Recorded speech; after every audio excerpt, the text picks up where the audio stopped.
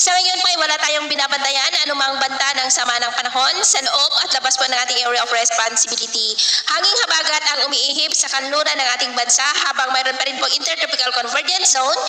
na nag-extend po sa may Visayas at southern part ng Luzon. At sa ating long-range forecast, wala naman pong bagyo na namamataan na tatawid po sa ating kalupaan for the next 2 weeks. At sa lagay ng ating panahon, ngayong madaling araw po ay maayos ang panahon sa malaking bahagi ng bansa pero may tsansa pa rin ng mga isolated rains sa ilang bahagi ng Zamboanga, Dinagat Island, northern part ng Palawan, Mindoro Provinces, Marinduque, Calapan, Antique, Leyte, Hinubaan, Dumaguete, Estancia, Cebu, Bohol, Samar Provinces, Batangas, Quezon at Bicol Region. At mamaya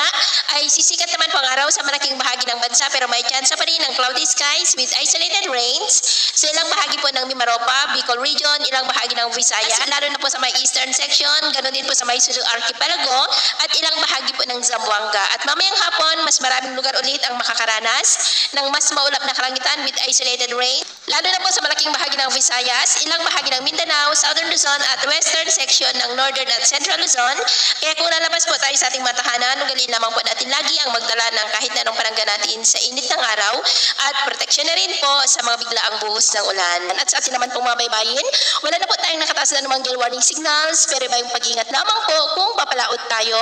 para po mas makaiwas sa mga sakuna.